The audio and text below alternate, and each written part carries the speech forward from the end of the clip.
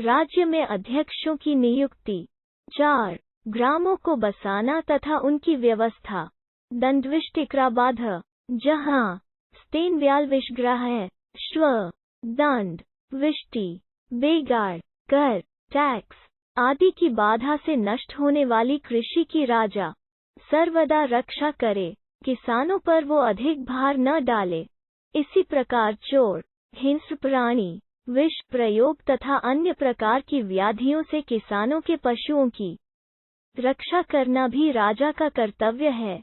अन्य देशों से मनुष्यों सो या लाकर या अपने देश की अधिक जनसंख्या वाले स्थानों से आबादी को लाकर राजा अथवा नए ग्रामों को बसाए। राजा को प्रत्येक ग्राम में किसान और शिल्पी ही अधिक बसाने चाहिए। एक ग्राम में 100 से और 500 से अधिक घर नहीं होने चाहिए। ये ग्राम 1 या 2 कोस की दूरी पर बसाने योग्य हैं, जिससे समय पर एक ग्राम दे ग्राम की रक्षा कर सके। राजा ग्राम की सीमा को नदी, पर्वत, वन, बेर के वृक्ष, खाई, सेतुबंध, पुल, सेमल, शमी, गूलर आदि के वृक्षों से सुशोभित बनाए। 800 ग्रामों के मध्य में एक स्थानीय बड़ा नगर बसाए। 400 ग्राम के मध्य में एक द्रोणमुख नगर की स्थापना करे। 200 गांवों के मध्य में एक खारवटिक कस्बे की रचना करे और 10 गांवों का संग्रह करके उनके बीच में संग्रहण कर संग्रह की एक चौकी की स्थापना करे। प्रत्येक ग्राम की सीमा पर राजा अन्नपाल नाम के एक अध्यक्ष की नियुक्ति करे, जो व्याध, शबर, भील आदि वंचरों की सहायता से उनकी रक्षा करे। राजा इन ग्रामों में अपने आचार्य, पुरोहित और वेद पाठी ब्राह्मणों को ब्रह्मदेय नाम की भूमि प्रदान करे। इन पर किसी प्रकार का दंड अथवा कर न लगाया जाए। भूमि प्रदान इन आचार्यों आदि की वंश परंपरा तक सदा चलना चाहिए। ग्राम के अध्यक्ष गोप, स्थानिक, संख्यानिक, नंबरदार, जेलदार, पटवारी आदि अधिकारियों तथा चिकित्सक, वैद्य, अश्व, शिक्षक और कक करने वाले सैनिकों को भी भूमि प्रदान करना उचित है, परंतु उन्हें इस भूमि को बेचने या गिरवी रखने का अधिकार नहीं होना चाहिए। शेष कृषि योग्य भूमि किसानों में बांटनी चाहिए, जो उस पर राजा को कर अथवा लगान दें। जो पुरुष स्वयं कृषि न कम जदूस को पड़ा रखते हैं, राजा उनसे भूमि छीनकर दूसरों को दे दे या उसे गांव के को अथवा बनियों को दे दे, जिससे स्वामी द्वारा मिवम व बोए जाने के कारण राजकोष को हानि न हो। जो कृषक लोग राजकोष में कर देते रहते हों, राजा उनकी बीज, पशु एवं धन से सहायता करे, परंतु राजा किसानों को कर देने में रियायत, अनुग्रह अथवा छूट, परिग्रह उतनी ही दे जिससे राजकोष में वृद्धि ही हो, हानि न हो। यदि राजा के कोष में धन की कमी हो जाए तो वो पुर एवं जनपद निवासियों को खाना शुरू कर देता है। राजा लगान के नए बंदोबस्त के समय अथवा केवल दैवी विपत्तियों के समय पर ही कर में छूट या कोई रियायत करे। कोई किसान यदि किसी विशेष कारण से निश्चित अवधि पर बकाया लगान न दे सके तो राजा पिता के समान सहानुभूति से उसके साथ व्यवहार करे और कठोरता न करे। राजा ग्रामों की उन्नति के लिए निम्न रूप से व्यवस्था करे। ऐसा करने से प्रजा समृद्ध एवं सुख संपन्न होकर रहती है। राजा ग्रामों में पशुशालाएं स्थापित करवाकर उनमें पशु संवर्धन कराए, जिससे कृषि के लिए उत्तम बैल प्राप्त हो सके। भूमि सिंचन के लिए राजा झरनों के पानी से अथवा नित्य प्रवाही नदियों के जल से भरे हुए सरोवरों का निर्माण कराए। इन सरोवरों अथवा सेतुओं पर राजा का ही स्वामित्व हो और इनमें होने वाले व्यापार, मत्स्य ग्रहण, भ्रमण आदि पर भी राजा का नियंत्रण तथा अधिकार हो। यदि कोई धनवान पुण्यार्थ किसी तालाब, बंध आदि को बनवाना चाहे तो राजा उसको भूमि, मार्ग, वृक्ष आदि प्रदान करके सहायता करे। जब गांव के लोग मिलकर सेतुबंध, सरोवर के बांध आदि को बनाने की योजना तैयार करें तो राजा उसमें उनकी पूरी तरह सहायता करे। ग्राम के जो मनुष्य किसी अन्य आवश्यक कार्य से उस सहकारी उद्योग में सम्मिलित न हो सकें, वे अपने स्थान पर नौकर तथा बैल भेजकर सहयोग दें। इस सम्मिलित कार्य में जो व्यय हो, उसका भाग इन व्यक्तियों से अवश्य ले लेना चाहिए, और उससे जो लाभ हो, उसमें उनका अधिकार नहीं होना चाहिए। राजा ग्रामों के परस्पर संबंध के लिए वणिकृपथ, वारपथ, स्थल पथ आदि मार्गों का निर्माण कराए। इन मार्गों द्वारा आवश्यक वस्तुओं के लाने अथवा ले जाने में सुविधा रहती है। से उत्पन्न पदार्थों के विक्रय के लिए ग्रामों तथा नगरों में राजा पण्यपत्तनों, मंडियई की भी व्यवस्था करे, जिससे किसान लोग अपने परिश्रम का उचित फल शीघ्र ही प्राप्त कर सकें। राजा प्रत्येक ग्राम में धर्मशालाओं, पुण्य स्थान तथा बगीचों, आराम स्थलों का भी निर्माण कराए, जो दानी इन्हें अपनी तरफ से बनाना चाहें। राजा उनकी यथाशक्ति सहायता करे। धार्मिक राजा बालक, वृद्ध, व्याधिग्रस्त, विपत्ति पीड़ित एवं अनाथों की रक्षा करे। संतानहीन अशिक्षित स्त्री की तथा संतान वाली विधवा स्त्री तथा उसके बच्चों की भी राजा रक्षा करे। नाबालिग बालक की संपत्ति पर गांव के वृद्ध पुरुषों का अधिकार रहे। जब वो युवा हो जाए, उसे उसका स्वत्व दे दिया जाए। इसी प्रकार देव संपत्ति पर भी ग्राम वृद्ध का अधिकार हो, जो उसकी वृद्धि में तत्पर रहे। जब कोई पुरुष अपनी स्त्री, माता, पिता, नाबालिग भाई बहन अथवा विधवा बहन एवं बच्चों का भरण पोषण न करे, राजा उसे 12 आने सोने के सिक्के का दंड दे। जो पुरुष ही और भार्या के निर्वाह का उचित प्रबंध किए बिना ही संन्यास ग्रहण कर ले, उसे भी राजा यथोचित दंड दे। इसी तरह जो अपनी स्त्री को संन्यासिनी हो जाने की प्रेरणा दे, उसे भी दंड देना चाहिए। जब मनुष्य का काम विकार शांत हो जाए तथा गृहस्थ का कर्तव्य भार पूरा हो चुके, तभी उसे धर्माचार्यों की आज्ञा लेकर संन्यासाश्रम में प्रवेश करना चाहिए। इस राज्य नियम का जो उल्लंघन करे, राजा उसे अवश्य दंड दे। संन्यासियों के अतिरिक्त किन्हीं अन्य साधुओं को स्वदेशीय संघ के अतिरिक्त किसी अन्य संघ का तथा स्थानीय सहकारी संस्थाओं के अतिरिक्त अन्य किसी संस्था को ग्राम में प्रवेश करने की राजा आज्ञा न दे। ग्रामों में नाट्यगृह तथा क्रीड़ाशालाएं न हों। नर्तक, गायक, वादक आदि ग्रामों में आकर कृषकों के काम में विघ्न उत्पन्न न करें, क्योंकि ग्रामवासियों को अपने क्षेत्र के कार्य कृषि में ही सदा संलग्न रहना चाहिए। ऐसा करने से ही देश में धन धान्य की समृद्धि होती है और राजकोष की भी अभिवृद्धि होती है। राजा अपने देश को शत्रुओं से, व्याधियों तथा दुर्भिक्षों से पीड़ित न होने दे। वो उन क्रीड़ाओं का भी बहिष्कार कराए जो विलासप्रियता को बढ़ाने वाली हों। वो दंड, विष्टि, बेगार, कर, टैक्स आदि की बाधा से कृषि की रक्षा करे और किसानों पर अधिक बोझ न पड़ने दे।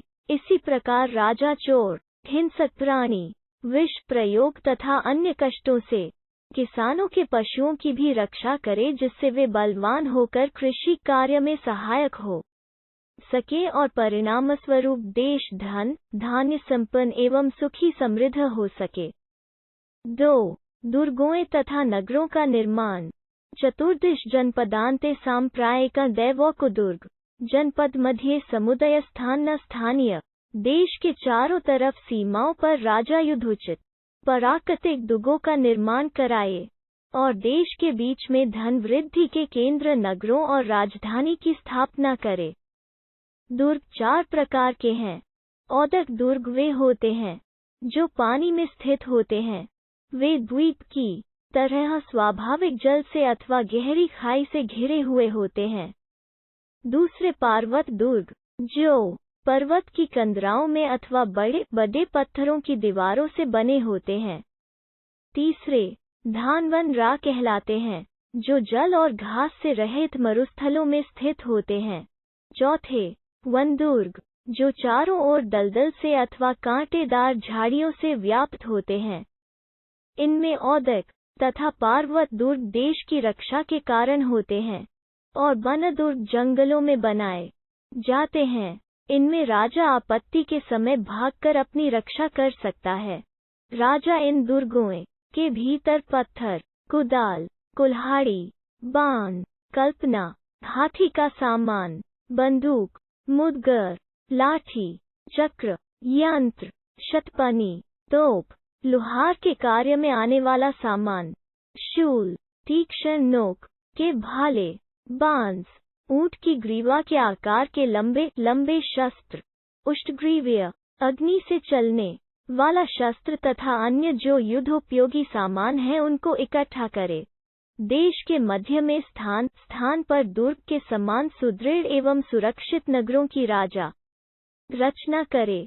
वास्तु विद्या जानने वाले जिस स्थान को श्रेष्ठ बताएं, उस पर नगर बसाने चाहिए। नदी के संगम पर अथवा न सूखने वाले सरोवर व झील के किनारे पर गोल, दीर्घ या चौकोर रूप में नगर बसाने उचित हैं।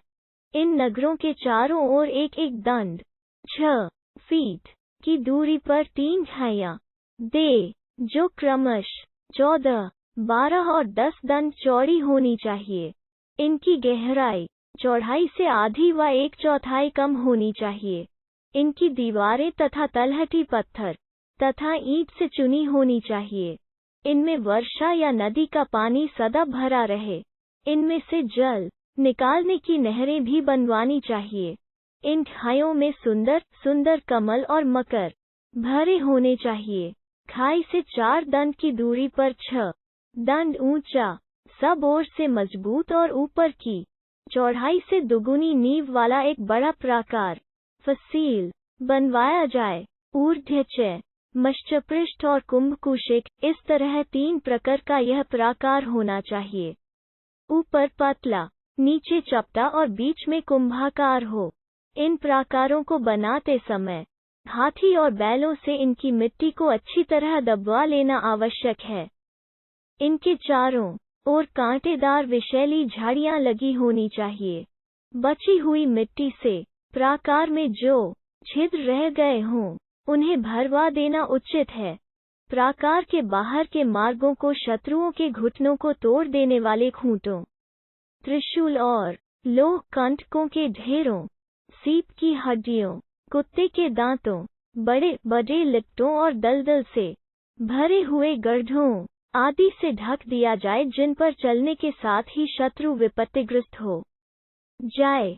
इस तरह प्राकार से सुरक्षित नगर में वास्तुविद्या के अनुसार अन्य रचनाएं भी कराई जाएं।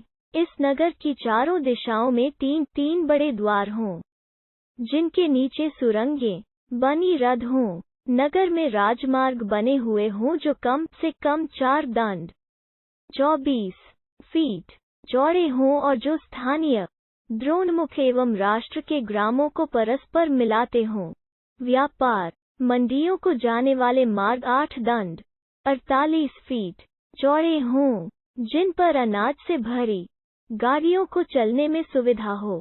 इस नगर में जो भूमि भाग बहुत सुदृढ़ हो, वहां राजभवन और राजप्रासाद बनवाए जाएं। पाजलबंद से परसे और उत्तर भाग में आचार्य पुरोहित के भवन, यज्ञशाला, जलस्थान और मंत्रियों के भवन बनवाए जाएं।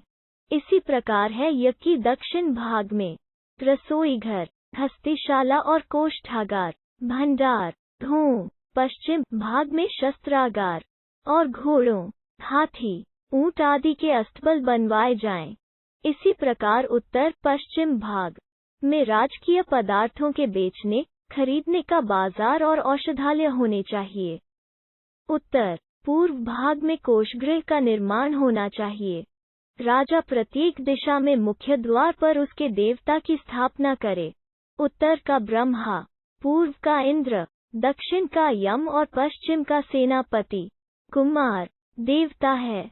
परिखा से बाहर 200 गज की दूरी पर चैत्य, पुण्य स्थान, उपवन, सेतुबंद आदि स्थानों की रचना और यथास्थान दिग्देवताओं की स्थापना की जाए। नगर के उत्तर पूर्व की ओर शमशान का स्थान हो। दक्षिण दिशा में छोटे वर्णों का शमशान बनाया जाए। चांडालों का निवास स्थान इन्हीं शमशानों के समीप हो। शिल्पियों को उनके कार्य के अनुसार नगर के बाहर उचित स्थान दिए जाएं। यदि किसी के पास भूमि अधिक हो तो वो आज्ञा लेकर उसमें फूल, फल, सब्जी, धान्य तथा अन्य बेचने योग्य वस्तुओं की बगीची लगा सकता है। प्रत्येक 10 घर के बाद कुएं की व्यवस्था हो। प्रत्येक नगर में अन्न, घी, तेल, नमक, सूखे शाक, सूखा मांस, औषध, चारा, लोहा, लकड़ी, कोयला, चमड़ा आदि आवश्यक पदार्थों का इतना संग्रह कर लिया जाए कि वह कई वर्ष तक समय पर काम दे सके। जब कोई वस्तु बिगड़ जाए तो उसके स्थान पर नई ले ली जाए। नगर के सब कार्यों की समुचित व्यवस्था के लिए और राष्ट्र के शासन के लिए योग्य एवं परीक्षित अध्यक्षों की नियुक्ति करे। राजा इन्हीं अध्यक्षों द्वारा पूजा के कल्याण व हित का संपादन कर सकता है। 3. समाहर्ता, गाणनिक और सन्निधाता अध्यक्ष के कर्तव्य एवं समुदे बुद्धिं चायस्य हवासं व्ययस्य च प्राज्ञ साध्य च। बुद्धिमान समाहर्ता कर संग्रह के कार्य को करे। वो सदा आय को बढ़ाने तथा व्यय कम करने की चेष्टा करे। समाहर्ता अध्यक्ष निम्नलिखित 7 मार्गों से राष्ट्र की आय को एकत्र करे। इसे राष्ट्र का आय शरीर कहा जाता है। दुर्ग, इसमें शुल्क, चुंगी, दंड, जुर्माना, पौतव, तराजूबाट, अध्यक्ष, नगराध्यक्ष, लवनाध्यक्ष, मुद्राध्यक्ष, सुराध्यक्ष, सूनाध्यक्ष, फांसी देने वाला, सूत्राध्यक्ष, सुवर्णाध्यक्ष, वास्तुक, शिल्पी, वेश्यागृह, द्यूतगृह आदि से प्राप्त आय सम्मिलित है।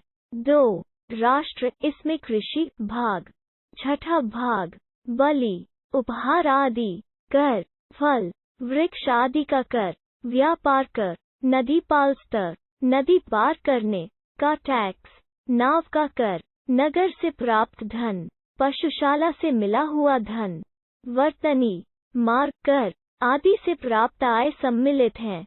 4. खनि, इसमें सोना, चांदी, हीरा, मणि, मोती, शंख, लोहा, नमक तथा अन्य खनिज पदार्थों की आय सम्मिलित है।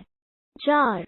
सेतु, इसमें फूल, फल, कंदमूल आदि की आय सम्मिलित है। 5. वन, इसमें मृग, हाथी आदि पशु तथा लकड़ी की आमदनी सम्मिलित। 6. ब्रज, गाय, भैंस, बकरी, भेड़, गधा, ऊंट, घोड़ा, खच्चर आदि जानवर ब्रज नाम से कहे गए हैं क्योंकि ये अपने गोष्ठ में रहते हैं। इनकी आमदनी व्रजाय कही जाती है। 7. वाणिज्यत, स्थल मार्ग और जल मार्ग व्यापार के 2 मार्ग हैं। इनकी आमदनी वाणिज्यत आय कही जाती है। व्यय के मार्ग निम्नलिखित हैं। इन्हें राष्ट्र का व्यय शरीर कहा जाता है। देव पूजा, विलकुना, दान, स्वस्तिवाचन आदि धार्मिक कृत्यों पर व्यय। 2. अंतःपुर आदि निजी आवश्यकताओं पर व्यय। 3. कोष्ठागार, शस्त्रागार, पण्यगृह, कुप्यगृह आदि पर व्यय। 4. कर्मांत, कारखाना, विष्ट, मजदूर आदि पर व्यय। 5. घोड़ा, रथ, हाथी तथा पैदल सेना पर व्यय। 6. गाय, बैल आदि उपयोगी पशुओं पर व्यय। 7. लकड़ी, चारा आदि के संग्रह पर व्यय। व्यय 2 प्रकार का है, नित्य, जो प्रतिदिन होता रहता है, और लाभ, जो पक्ष, मास या वर्ष में एक बार होता है। समस्त व्यय करने के बाद जो आय का शेष बचता है उसे नीवी कहते हैं। समाहर्ता इस नीवी की वृद्धि में सदा सचेष्ट रहता है। गाणनिक अध्यक्ष का कर्तव्य है कि समाहर्ता से संग्रहित आय तथा व्यय का हिसाब रखे। इस अध्यक्ष के विभाग को अक्षपटल नाम से कहा गया है। गाणनिक की सहायता के लिए अनेक अन्य कर्मचारी होते हैं। जो निबंध पुस्तकों, रजिस्टरों में राज्य के व्यय का सारा ब्यौरा रखते हैं। भिन्न भिन्न अधिकरणों से प्राप्त धन का विवरण तो में रखा जाता है। आय प्राप्त हो चुकी हो उसे सिद्ध कहते हैं। जो आय प्राप्त करनी हो उसे करणीय कहते हैं। जो गत वर्ष से बची हो उसे शेष कहते हैं। राजा अक्षपटल में अनुभवी लेखकों, कर्मचारियों और अधिकारियों को ही नियुक्त करे। प्रत्येक कर्मचारी अपना कार्य ठीक कर रहा है या नहीं, इसका पता राजा गुप्तचरों द्वारा प्राप्त करे। जो अध्यक्ष अज्ञानी या प्रमादी होगा, वो अपनी सत्ता और आलस्य से राष्ट्र की बड़ी हानि कर सकता है। ऐसे अयोग्य अधिकारी को दंड देकर कर देना उचित है। गणना के छोटे कर्मचारी आषाढ़ के महीने में वर्ष की समाप्ति पर बड़े कार्यालय में आकर हिसाब का मिलान करें। गणनिक उन कर्मचारियों के रजिस्टरों पर मुहर लगाकर जब तक उनसे राज्य की वस्तु और शेष धन लेकर कोष खजाने में दाखिल न कर दिया जाए तब तक उनको परस्पर वार्तालाप न करने दे। क्रम के विरुद्ध उलट पलट कर विपरीत लिख देने, अज्ञान से इधर उधर रजिस्टर में डाल देने या 2 बार लिख देने वाले कर्मचारी पर 12 मुद्रा दंड देना चाहिए। नीवी शेष धन को न लिखने वाले पर दुगुना दंड होना चाहिए। जो बचे राजधन को खा जाए उस पर रकम से 8 गुना दंड होना चाहिए। राजा अध्यक्ष के छोटे छोटे अपराधों को क्षमा कर दे। यदि अध्यक्ष का कार्य संतोषजनक हो तो उस पर प्रसन्नता प्रकट करे। यदि किसी अध्यक्ष ने राजा का बहुत उपकार किया हो तो उसको सम्मान तथा पुरस्कार से पूजित करे। सन्निधाता अध्यक्ष प्राप्त हुई आमदनी का राजकोष में संचय करता है। इसे कोषाध्यक्ष कहना अधिक उचित होगा। कोषागृह के अतिरिक्त यह अन्य गृह, राजकीय विक्रय वस्तुगृह, गृह धातुशाला, कोष्ठागार, अन्न घृतादि का भंडार एवं शस्त्रागार का भी होता है। सबनिधाता कोष में परीक्षकों से परीक्षित सुवर्ण मुद्राओं को ग्रहण करे। जो मुद्राएं अशुद्ध हों उन्हें काट दे। बनावटी सिक्के बनाने वालों को उचित दंड दिया जाए। इसी प्रकार शुद्ध और नए धान्य का कोष्ठागार में संग्रह किया जाए। जो इसमें गड़बड़ी करे उस पर उसके मूल्य से द्विगुण दंड जुर्माना लगाया जाए। पानीय, कुप्य और शस्त्रों का संग्रह अपने अपने आगारों में किया जाए। इनमें भी जो कोई छल कपट करे उसे राजा की तरफ से उचित दंड दिया जाए। यदि कोषाध्यक्ष किसी ढंग से कोष का अपहरण करे तो उसे प्राणदंड देना चाहिए। उसके साथी पुरुषों को आजीवन कैद का दंड देना चाहिए। यदि अज्ञान से कोष का अपहरण हुआ हो तो अधिकारियों को फटकार कर सावधान कर देना चाहिए। सारे राज्य कार्यों का आधार कोष है, इसलिए राजा सर्वप्रथम कोष का ध्यान रखे और सर्वदा उसकी देखरेख करता रहे। जिस अध्यक्ष की आमदनी थोड़ी और व्यय अधिक दिखाई दे तो समझ लो कि वह राज्य के धन का अपहरण करता है या प्रजा को पीड़ित करता है। यदि जितनी आमदनी है उतना ही उसका व्यय दिखाई दे तो समझ लो कि वह राज्य के धन का गबन नहीं करता और न उत्कोच रिश्वत लेता है। परंतु आचार्य कौटिल्य का कथन है कि धन अपहरण करने वाला भी थोड़ा खर्च रख सकता है। अपसपों अथवा गुप्तचरों द्वारा ही ठीक पता लगाना आवश्यक है कि कोई राजकर्मचारी राज्य द्रव्य का अपहरण कर रहा है या नहीं। राजकर्मचारियों की भ्रष्टाचारिता के संबंध में आचार्य कौटिल्य का दृढ़ मंतव्य है। यथा ह्यनास्वादयितुं न शक्यम् जिह्वातलस्थ मधु वा विषं वा अट्स तथा ह्यूर्थचरेन्द्राज्ञ स्वल्प 5 प्यनास्वादयितुं न। जैसे जिह्वा पर रखे हुए मधु व विष का स्वाद लिए बिना नहीं रहा जा सकता, इसी प्रकार अर्थाधिकार पर पते अत बतकिजित छह बिना थोड़ा भी धन उपभोग किए रहा नहीं जा सकता। वे अवश्य ही धन का अपहरण करते ही रहते हैं। मत्स्या यथातः सलिंचरन्तो ज्ञातु न शिक्याः सलिलं पिबन्त युक्तात्था कार्य विधो नियुक्ता ज्ञातु न धन्माद दाना। जिस प्रकार पानी में प्रविष्ट मछली पानी पीती दिखाई नहीं देती, इसी तरह छोटे छोटे अध्यक्ष अपने अपने कार्य पर नियुक्त हुए राज्य के धन का अपहरण करते हुए जाने नहीं जा सकते। अपि गतिर्ज्ञातु पत्ताखे न तु प्रच्छन्न भावाना युक्ताना चरता गति। आकाश में उड़ने वाले पक्षियों की गति का पता रखा जा सकता है, परंतु गुप्त रूप से राजा के धन को अपहरण करने वाले इन छोटे छोटे अध्यक्षों व कर्मचारियों की गति का पता लगाना बड़ा ही कठिन कार्य है। आचार्य कौटिल्य का कथन है कि जब राजा ऐसे अध्यक्षों का पता लगा ले तो उन धन संपन्न अधिकारियों के धन को छीन ले और उनके पद से नीचे गिरा दे, जिससे वे आगे धन का अपहरण न कर सके, और जो अपहरण कर लिया हो उसे उल्टा उगल दें। जो अधिकारी राज्य के धन का अपहरण न करके अपनी और राजा की वृद्धि हैं, राजा उनको सर्वदा उच्च पद पर नियत रखे, क्योंकि वे राजा के हित पर तत्पर हैं। 4. पन्याध्यक्ष, पौत्वाध्यक्ष और शुल्काध्यक्ष के कर्तव्य। स्थूलमपि लाभ प्रजानामोपघातिकं। यदि किसी व्यवहार में राजा को मोटा लाभ होता हो परंतु प्रजा की हानि होती हो, राजा उस व्यवहार का परित्याग कर दे। राजकीय बेचने योग्य 8 के अध्यक्ष को पन्याध्यक्ष कहते हैं। वो राज्य के क्रय विक्रय व्यवहार का अधिष्ठाता है। पन्याध्यक्ष अपने देश में उत्पन्न तथा बाहर के देशों से आने वाली वनकाओं का पूरा ज्ञान रखे। प्रजा में उनकी कितनी मांग है अथवा कितनी प्रियता व अप्रियता, इसका भी पूर्ण परिचय प्राप्त करे। राज्य के लिए किस पदार्थ का अधिक और किसका अल्प संग्रह करना आवश्यक है, किसको रखना और किसको बेच देना उचित है, इन सब व्यवहारों का पन्याध्यक्ष को अनुभव होना चाहिए।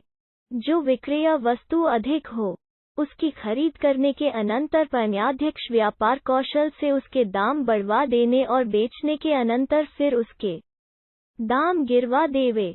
जो अपनी भूमि में उत्पन्न विक्रेय वस्तु हो उसे एक ही स्थान पर बिकवाए, अन्य देशोत्पन्न को स्थानों पर बेचने का प्रबंध करे। दोनों प्रकार की वस्तुओं को बिकवाने में राजा को प्रजा के लाभ का अवश्य ध्यान रखना चाहिए। यदि किसी व्यवहार में राजा को मोटा लाभ होता हो परंतु प्रजा की हानि होती हो, राजा उस व्यवहार का परित्याग कर दे। शीघ्र बेचने योग्य फल, सब्जी आदि वस्तुओं के बेचने में देर नहीं करनी चाहिए, न ही उन्हें बेचने का एकाधिकार कुछ व्यक्तियों को मिले। अनेक स्थानों पर बिकने वाली राजकीय वस्तुओं को व्यापारी नियत भाव पर बेचे। जो व्यापारी बाहर से मंगाकर वस्तुओं को देश में बेचे, पन्याध्यक्ष उनको यवाल पत्र रियायतें दे, उन पर आयात कर कम लगाया जाए, जिससे वे कुछ लाभ पैदा कर सकें। राजकीय वस्तुओं को बेचने वाले व्यापारी सांकाल 8वें पहर में पन्याध्यक्ष के पास बिक्री का सब रुपया लकड़ी की एक पेटी में रखकर उपस्थित हों और कहें, इतना गादा है और इतना बाकी है। व्यापारी माप तोल के बाटों को भी उसे वहां पर टा दें। पन्याध्यक्ष राजकीय वस्तुओं को बाहर के देशों में बिकवाने का भी प्रबंध करे। वह इन सब बातों का ध्यान कर ले कि उसे मार्ग में कौन से कर 5 फूल देने होंगे, सामान ले जाने पर कितना व्यय होगा, विदेश के राजा को क्या भाग देना होगा इत्यादि। यदि यह सब सोचकर निर्यात व्यापार से लाभ दिखाई देता हो तभी उन वस्तुओं को बाहर भेजे, अन्यथा नहीं। स्थल मार्ग की अपेक्षा नदी अथवा समुद्र मार्ग से वस्तुओं को ले जाना अल्प व्यय साध्य होता है और मार्ग में चोर डाकू आदि का भय भी कम होता है। पन्याध्यक्ष को नदी पथों का पूर्ण लान होना चाहिए। विदेशों में अपनी वस्तुओं की मांग तथा उनके व्यवहार का भी उसे ठीक बोध होना चाहिए। जहां लाभ हो वहीं जाना चाहिए। अलाभ के स्थान को दूर से ही छोड़ देना उचित है। तोल नाप के अधिकारी को पौत्वाध्यक्ष कहते हैं।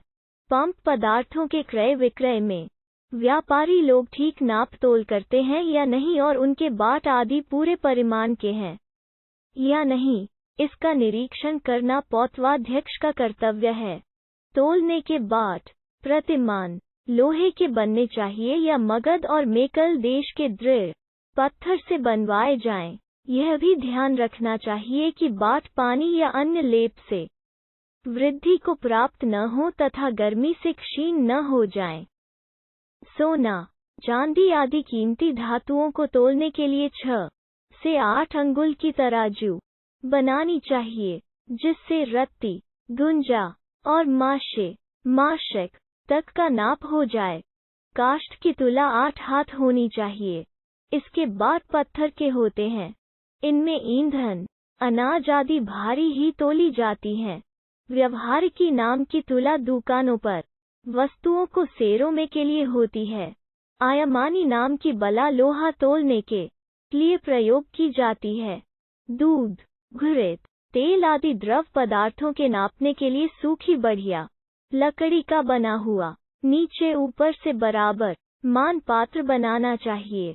प्रत्येक द्रव पदार्थ को पात्र की शिखा तक नापना चाहिए। द्रोण नाम से प्रथम छोटा नाप होता है। 16 द्रोण की एक खारी होती है। 20 द्रोण का एक कुंभ तथा 10 कुंभों का नाम का नाप होता है। बाट और नाप पौतवाध्यक्ष द्वारा मुद्रित होने चाहिए। जो व्यापारी सरकारी मुद्रा से चिन्हित प्रतिमानों के अतिरिक्त प्रतिमानों का प्रयोग करेगा, वो दंडभागी होगा। पौतवाध्यक्ष किसी समय भी इन प्रतिमानों का निरीक्षण कर सकता है।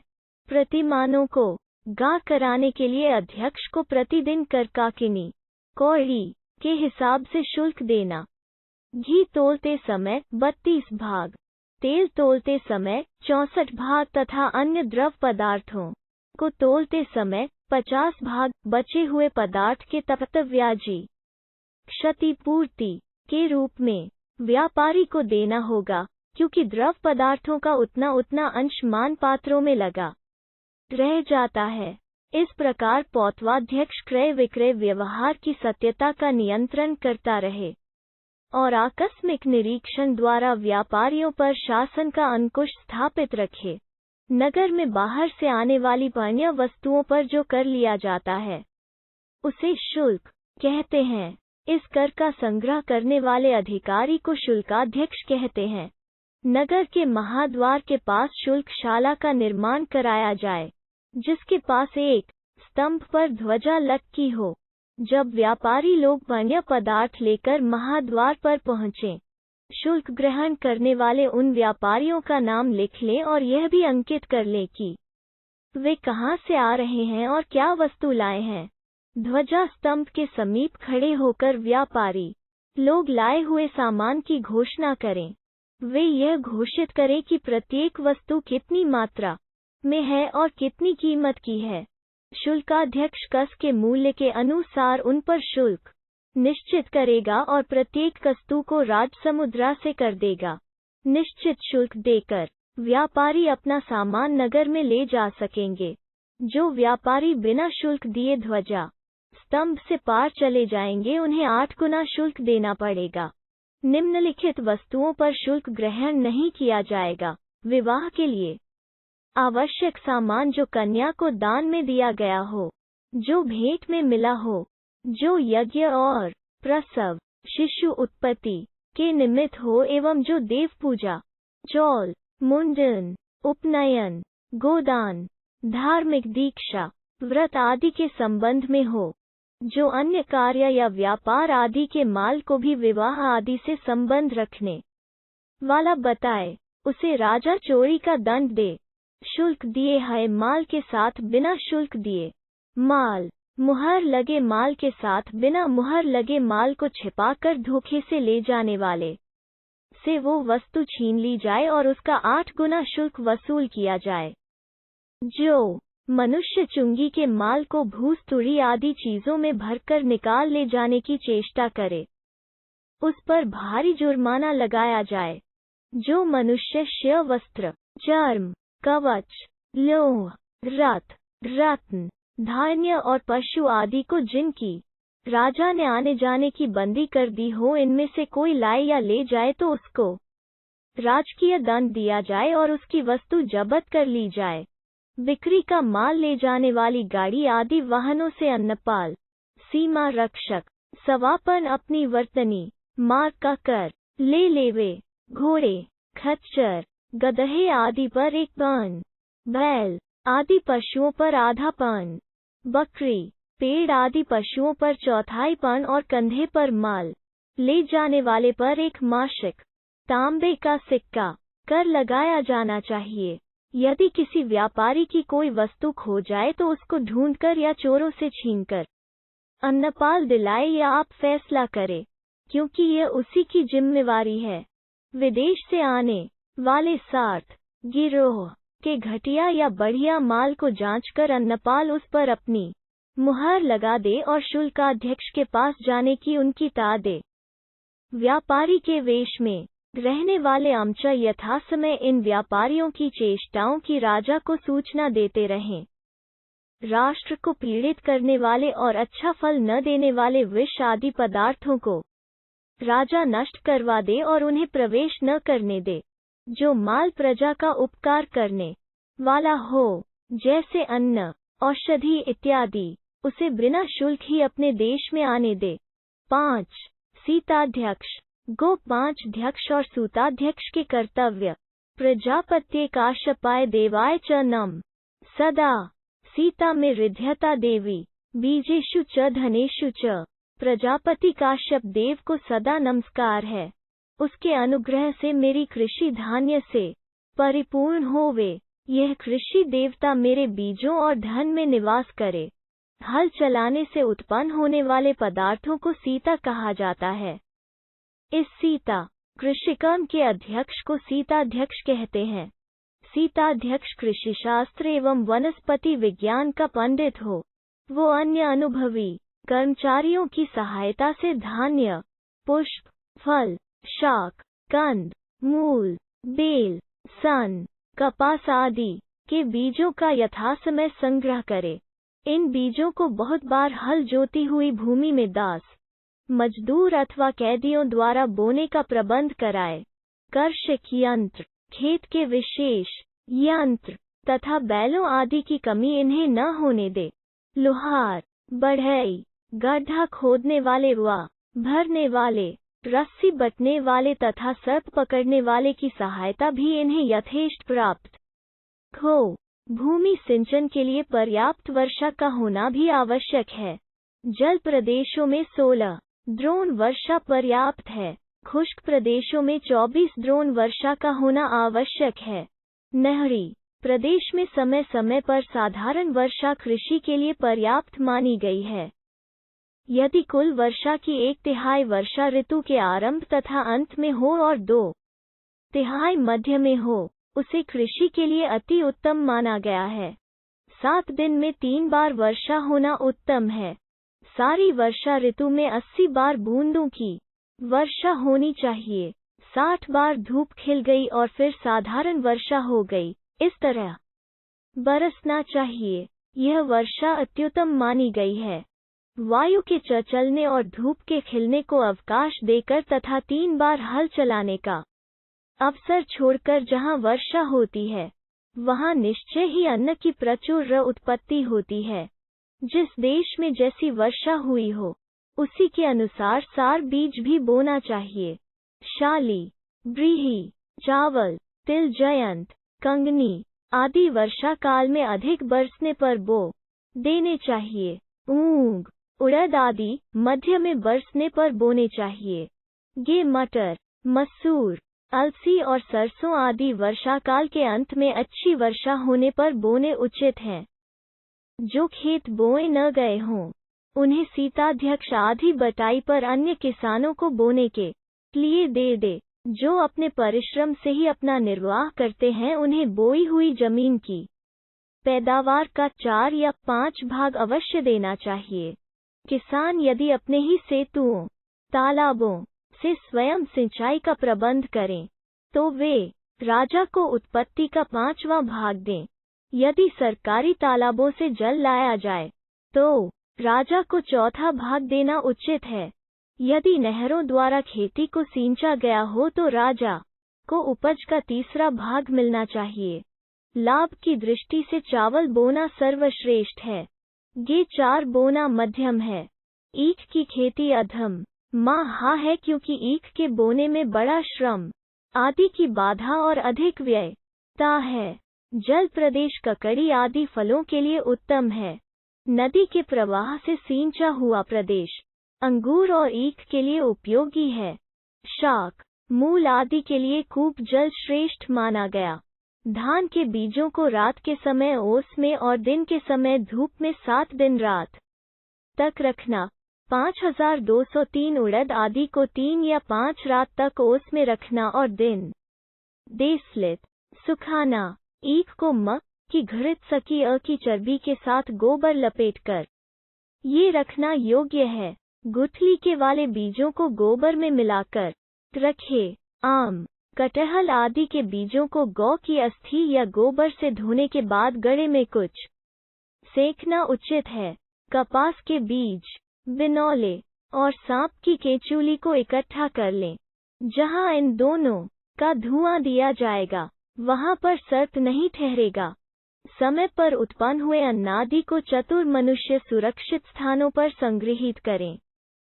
खेत में पीछे जो प्याल तुष आदि असार वस्तुएं बचें उन्हें भी बुद्धिमान पुरुष न छोड़े।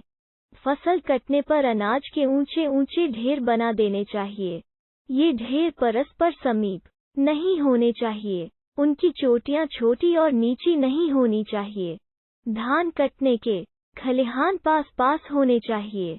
वहां काम करने वाले मजदूर पानी हमेशा साथ रखें। खलिहानों के नजदीक आग कभी नहीं जलानी चाहिए। सीताध्यक्ष इस प्रकार बीज बोने से लेकर धान्य तैयार होने तक कृषि की राष्ट्र में पूर्ण सुव्यवस्था करे। कृषि की उन्नति के लिए पशुपालन अत्यंत आवश्यक है।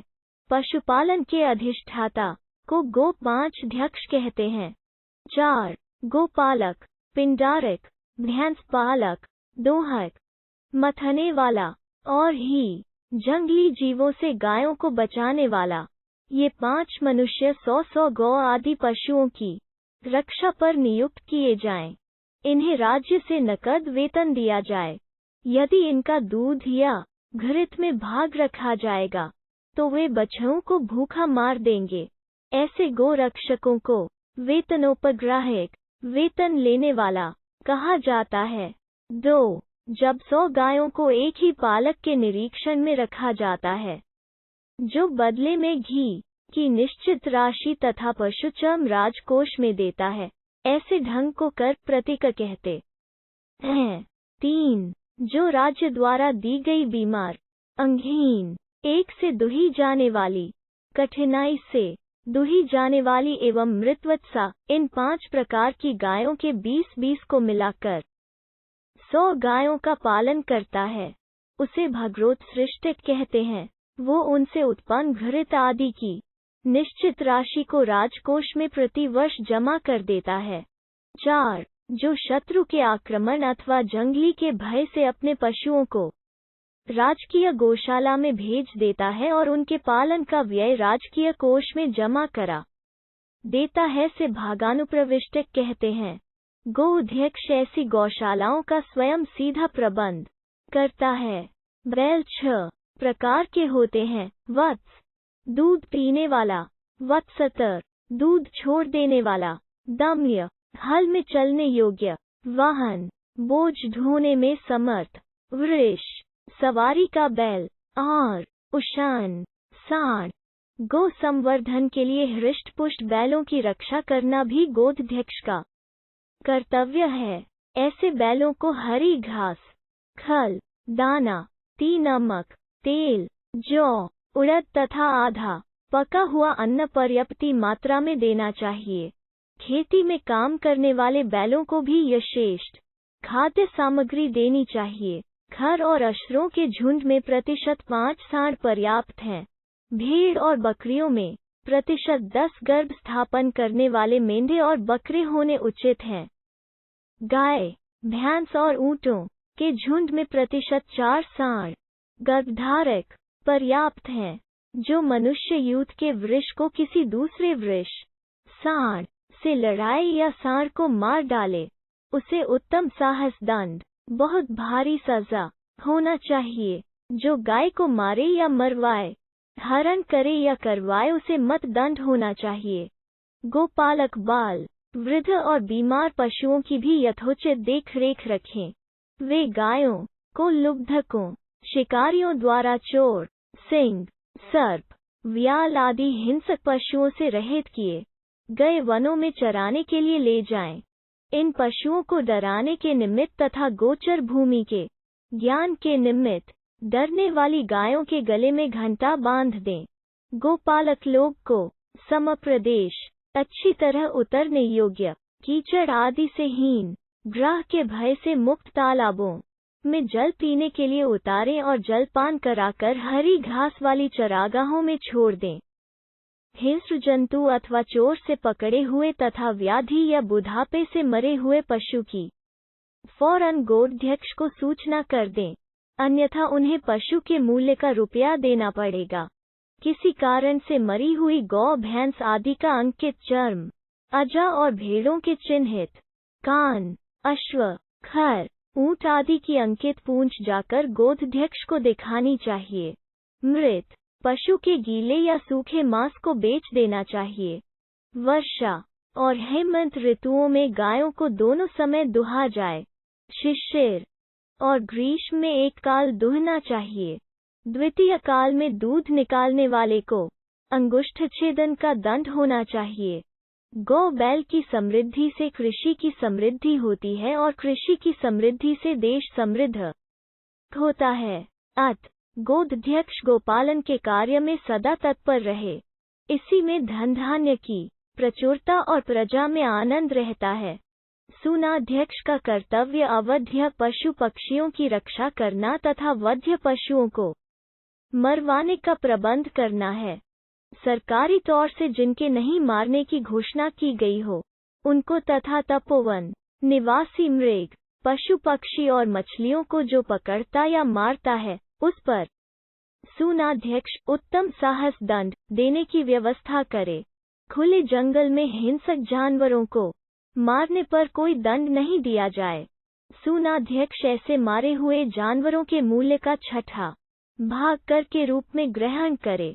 क्रोच, कुर, हंस, चक्रवाक, जीवक, चकोर, मत्तकोकल, मोर, तोता, मैना आदि कृतयोग्य तथा अन्य सुंदर पक्षियों की हिंसा करने वाले दुष्ट प्राणियों से रक्षा करनी चाहिए।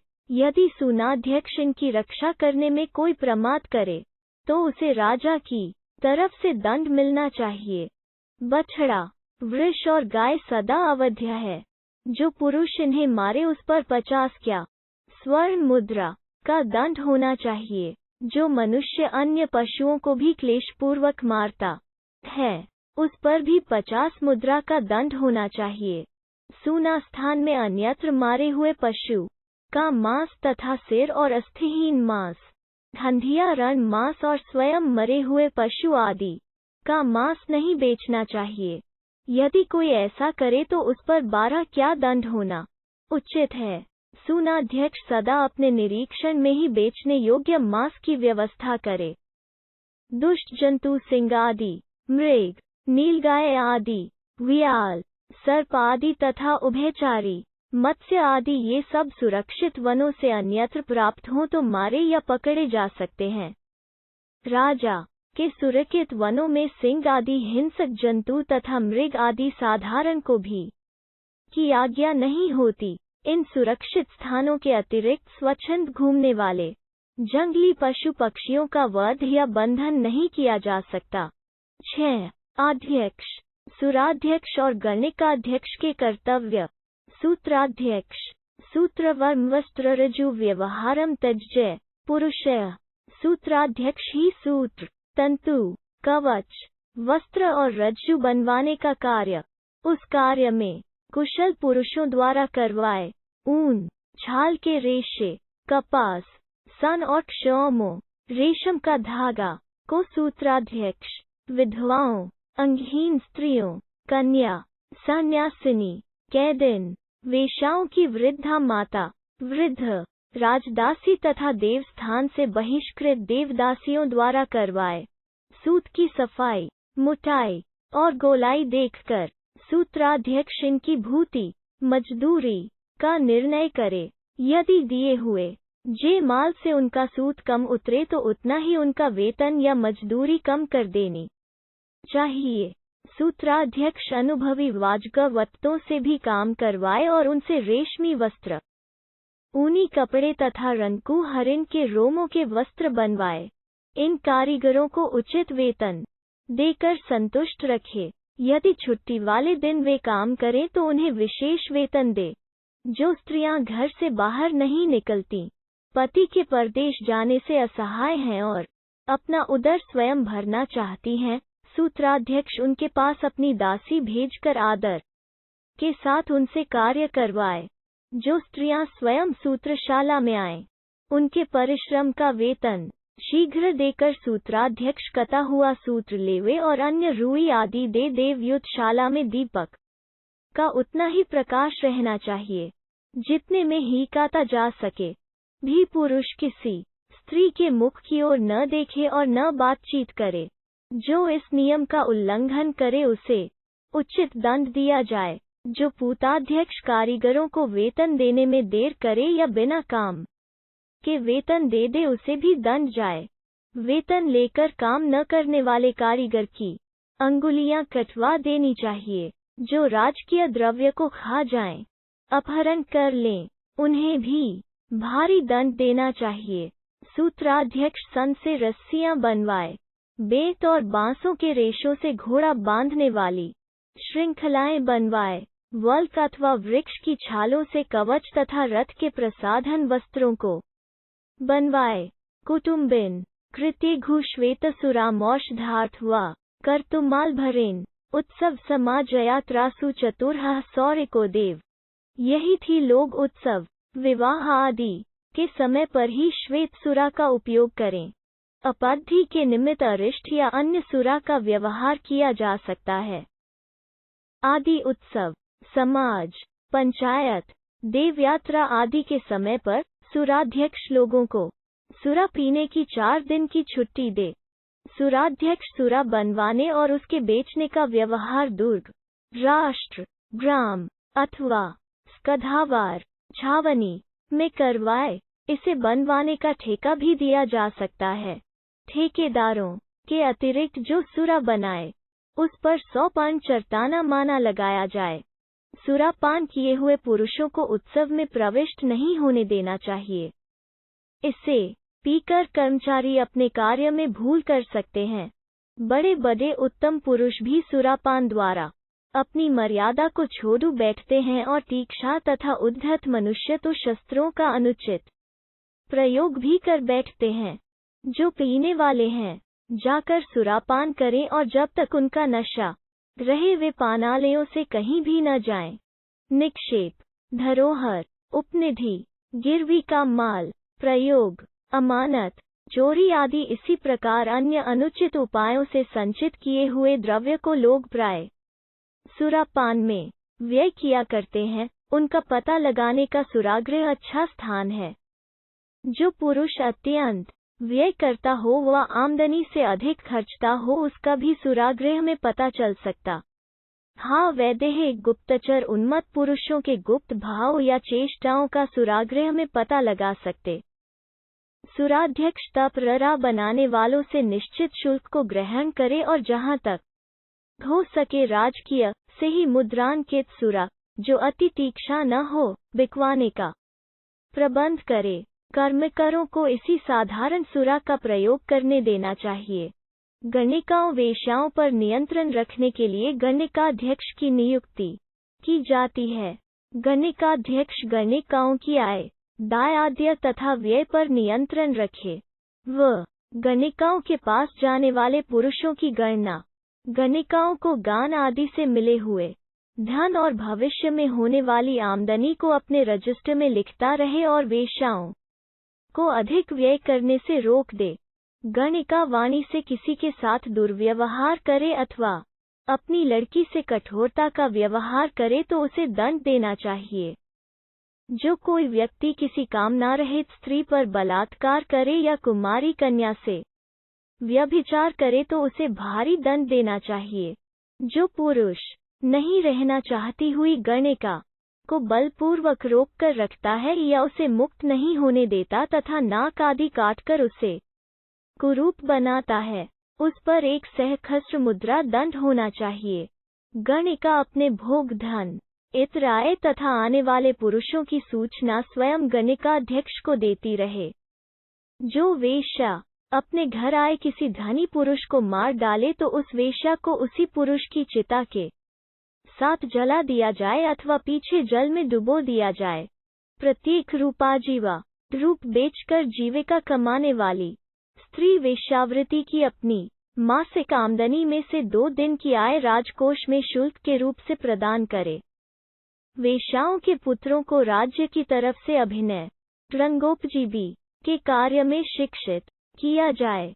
राजा वेश्याओं का प्रयोग गुप्तचर रूप में भी करे और उनके द्वारा साधारण प्रजा, धनी पुरुषों तथा शत्रुओं के भेद का पता लगाता रहे। 7. सेनाध्यक्षों, अश्व, हस्ती, रथ, पत्याध्यक्षों के कर्तव्य। सेनापति सर्वयुद्ध प्रहरण विद्या विनीतो हस्त्यश्वर्थचर्या संपुष्ट चतुरंगस्य बलस्यानुष्ठानाधिष्ठान। युद्ध के शस्त्रास्त्रों की विद्या में निपुण सेनापति अश्व, हस्ती, रथ आदि चतुरंगिणी सेना की उनके अध्यक्षों द्वारा व्यवस्था करे। अश्वाध्यक्ष सेना के लिए अच्छी नस्ल के घोड़ों का प्रबंध करे। वो उनके हक, वय, वर्ण, वर्ग तथा उनके आने के स्थान का नाम इत्यादि अपने रजिस्टर में अंकित रखे। अश्वों की गणना के अनुसार लंबी चौड़ी 4 द्वारों से युक्त अश्वों के घूमने के योग्य बरामदे सुशोभित घुड़साल बनवाई जाए, जिसमें घोड़ी, गर्भधारण वाले अश्व और डॉक्टर को बांधा जाए। जब चोड़ी बच्चा पैदा करे 3 दिन तक उसे सेर पर घी पिलाया जाए। 10 दिन के अनंतर बच्चे को भी घी और सत्तू मिलाकर खिलाया जाए और 6 महीने तक एक सेर दूध उसके भोजन के लिए नियत हो। 4-5 वर्ष का अश्व सब कार्य करने के लिए समर्थ हो जाता है। उत्तम अश्व का मुख 32 अंगुल चौड़ा होता है। उत्तम अश्व की मोटाई 100 अंगुल होती है। उत्तम अश्व को शाली, व्रीहि, जौ, कंगनी आदि अन्न तथा पकाए हुए मूंग या उड़द का पुलाव बनाकर खाने के लिए देना चाहिए। युद्ध के उपयोगी अश्वों में कंबोज, काबुल, सैंधव, सिंध, 8 पंजाब, वनायुज, अरब देश में उत्पन्न अश्व सर्वश्रेष्ठ माने गए हैं। वालिक, बल्ख, पापेयक, सीमा प्रांत, सौवीरक, राजपूताना और तितल देश में उत्पन्न अश्व मध्यम कोटि के माने गए हैं। इन अश्वों को तीक्ष्ण, तीव्र, भाद्र, मध्य और मंद गति के अनुसार युद्ध, सवारी और खेल कूद में लगाना चाहिए।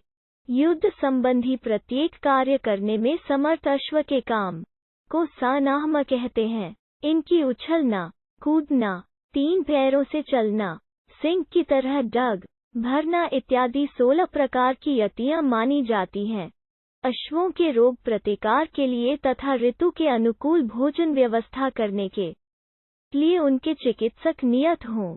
सूत्रग्राहक, साइस, अश्वबंधक, अश्वों को बांधने वाले, यावसिक, घास लाने वाले, स्थानपाल, घुड़साल के प्रबंधक, केश काटा बालों को साफ करने वाले अपने अपने कामों से अश्वों की सेवा करें। आश्विन शुक्ल पक्ष की 9वीं तिथि को अश्वों का नीराजनोत्सव शांतिकम मनाना चाहिए। इस तरह सधे हुए घोड़े युद्ध के लिए उपयोगी होते हैं। हस्त्याध्यक्ष का कर्तव्य सेना के लिए बलिष्ठ हाथियों का प्रबंध करना है।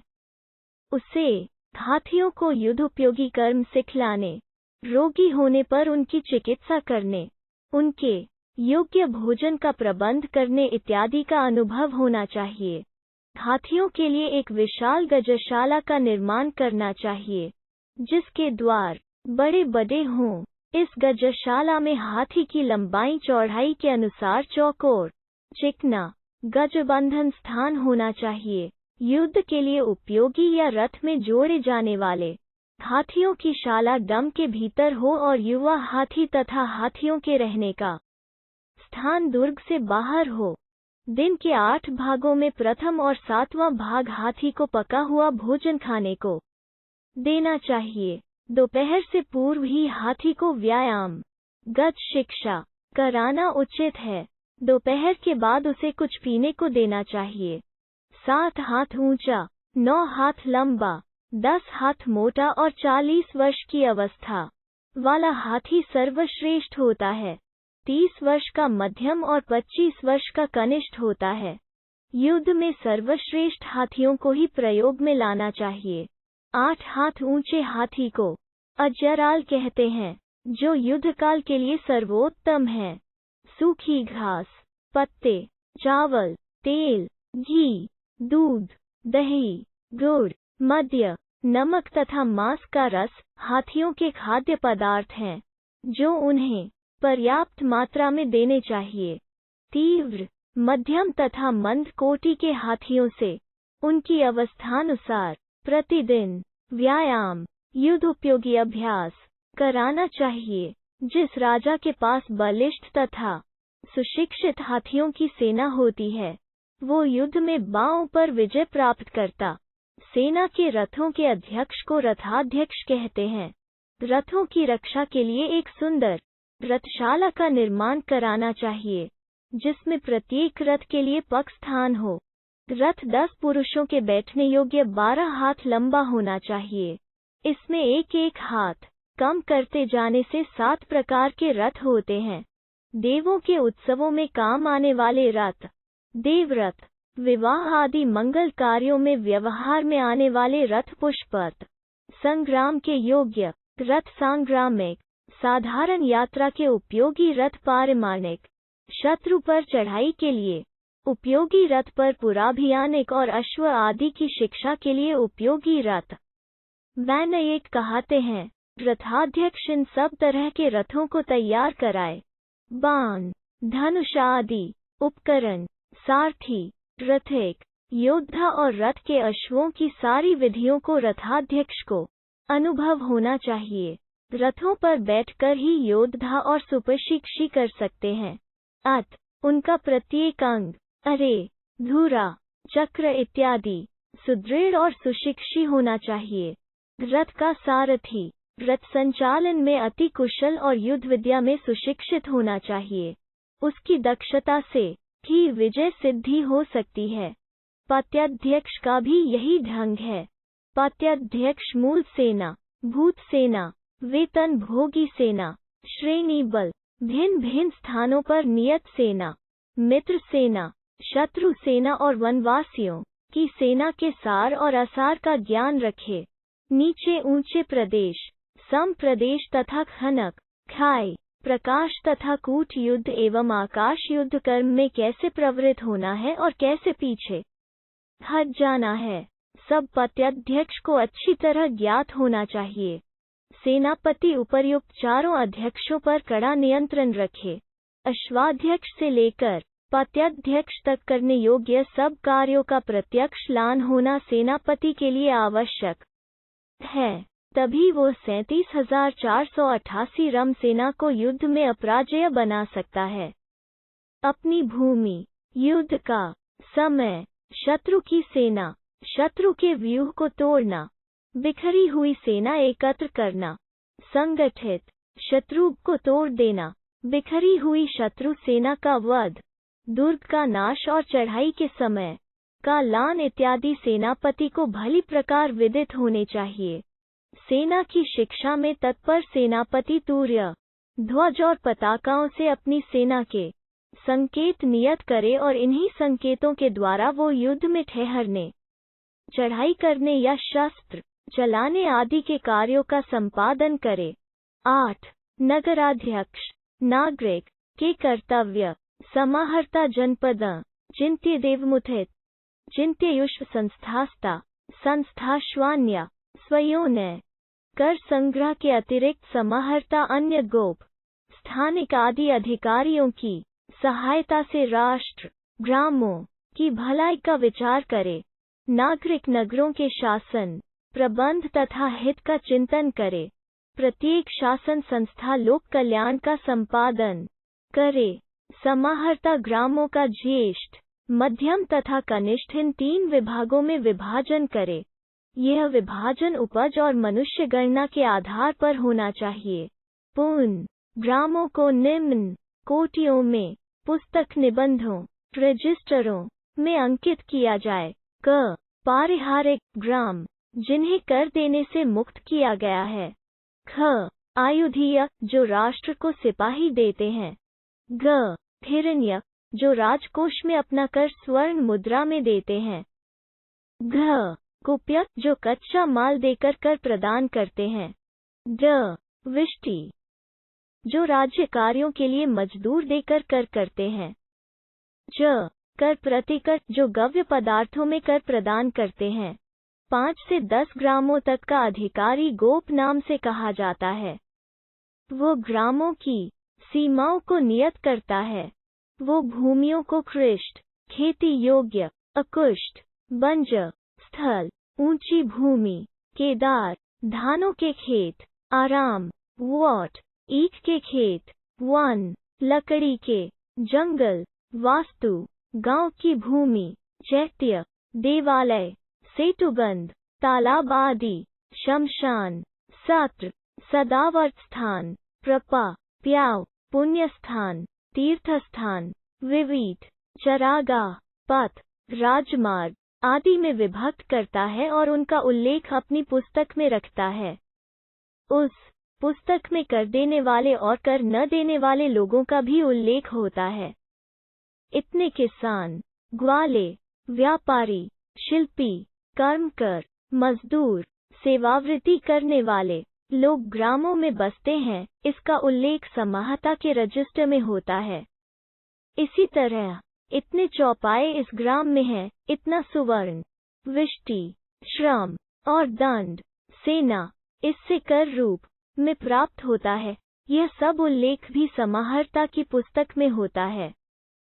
समाहर्ता प्रत्येक कुल की स्त्री पुरुष बालक वृद्ध एवं उनके काम चरित्र आजीविका तथा व्यय आदि के आंकड़े भी अपनी पुस्तक में अंकित रखता है, जिससे प्रजा की वस्तुस्थिति का उसे ज्ञान होता रहे। जिला के सब गोपों पर एक स्थानिक अधिकारी होता है जो उनके सब कार्यों का निरीक्षण करता है। जिले के स्थानिक अधिकारियों पर प्रदेष्टा कमिश्नर नाम का झवाधिकारी होता है। इसका विशेष कर्तव्य बलि धार्मिक कर संग्रह करना होता। प्रत्येक बड़े नगर में नगराध्यक्ष होता है, जो विशेष रूप से नगरवासियों की भलाई का चिंतन करता है।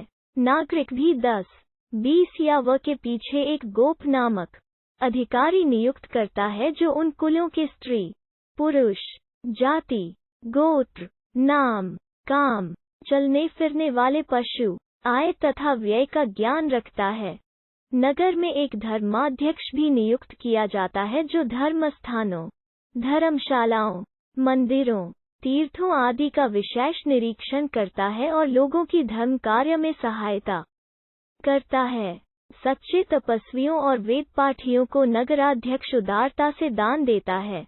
बाहर से आने वाले व्यक्तियों की हमेशा देखरेख रखी जाती है। धर्माध्यक्ष की आज्ञा के बिना कोई धर्मशालाओं में नहीं ठहर सकता।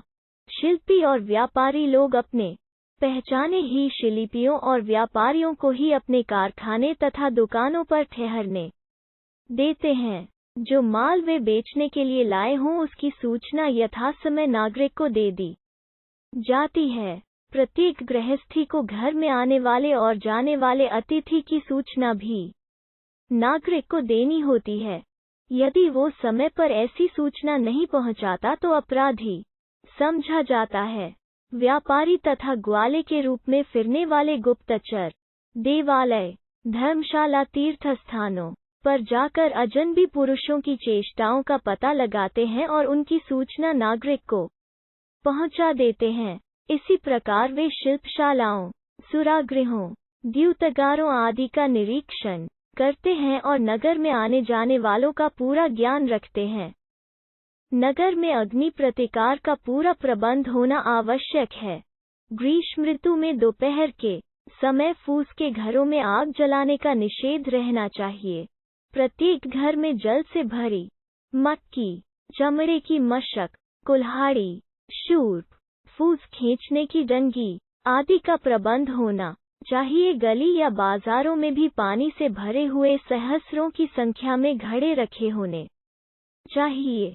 इसी तरह चौराहों, नगर के प्रधान द्वारों और राज्य कार्यालयों में भी जल का पूर्ण प्रबंध होना चाहिए। जो अग्नि द्वारा अपनी जीविका कमाते हों, उन्हें नगर के बाहर एक और बसाना चाहिए। घर के मालिक रात में कहीं न जाकर अपने घरों के द्वारों पर ही शयन करें। यदि घर में आग लग जाए तो आलस्य नहीं करना चाहिए। जिसकी असावधानी से आग लगे उसे कड़ा दंड देना चाहिए। यदि कोई आग लगाता पकड़ा जाए तो उसको आग में जलाकर मार दिया जाए। नगर की सफाई का प्रत्येक नगरवासी को सदा ध्यान रखना चाहिए। जो गलियों में कूड़ा करकट फेंके उस पर पान का 8वां भाग दंड होना चाहिए। जो पानी कीचड़ से गलियों को गंदा करे उसे 1/4 क्या दंड दिया जाए। राजमार्ग, प्रधान सड़क को गंदा करने वाले मनुष्य पर आधा क्या दंड डाला जाए। धर्मशाला, तीर्थस्थान, जलस्थान, देवालय और राज्य कार्यालयों पर जो कोई मनुष्य मलोत्सर्ग करे उस पर क्रम से एक अन बढ़ाते हुए दंड होना चाहिए। मूत्रोत्सर्ग करने वाले पर इसका आधा दंड हो। औषध, रोग अथवा भय के कारण यदि इन स्थानों पर किसी का मल मूत्र निकल जाए तो उसको दंड न दिया जाए। मरे हुए बिलाव, कुत्ता, नेवला, सांप, गधा, घोड़ा, ऊंट, खच्चर आदि पशुओं को जो नगर में डाल देवे उस पर 6 क्या दंड की व्यवस्था है। यदि अपने मृतक को कोई नगर में पड़ा सड़ने दे उस पर 50 क्या दंड होना उचित है। मृतक को नियत द्वार से न ले जाने तथा शमशान से अन्यत्र कहीं जलाने वाले पर 12 पान दंड का विधान है। अर्धरात्रि के समय राजमहल के समीप यदि कोई पुरुष घूमता मिले अथवा नगर में निष्प्रयोजन फिरता मिले उसे चोरी का दंड दिया जाए। जो कोई पुरुष राज्य कार्यालयों अथवा नगर के प्राकार पर चढ़ता हुआ पकड़ा जाए उसे चोरी से गुना ना दंड हो। यदि कोई डायस निषिद्ध समय में सूते का दाई तथा चिकित्सक, वैद्य को बुलाने जा रहा हो अथवा नाटक देखकर आ रहा हो या नागरिक के पास कोई सूचना देने जा रहा हो उस पर कोई दंड नहीं होता। जिसके पास मुहर लगा आज्ञा पत्र विद्यमान हो वह भी अदंडनीय होता है।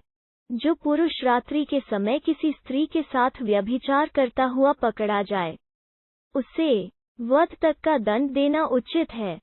नागरिक प्रतिदिन स्वयं जलस्थान व मी, खिजिंत, 40 वप, फसील, प्राकर, परकोट, रक्षा, बुर्ज, खाए आदि का करने के जाए और नगर रक्षा का पूरा प्रबंध रखे।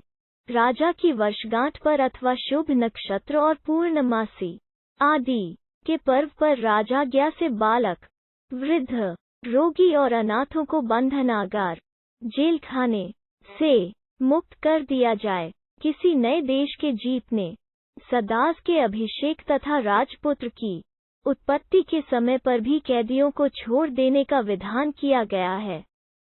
अपराधियों को दोषानुसार कुछ काम कराकर, बेत आदि शारीरिक दंड देकर या जुर्माना आदि लेकर भी छोड़ा जा सकता है।